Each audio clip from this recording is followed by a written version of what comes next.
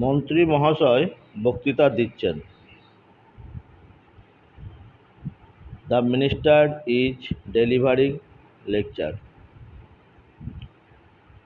আমরা এখন গান শুনছি। তাহলে কি বলবো? We now song listen. না, এভাবে নয়।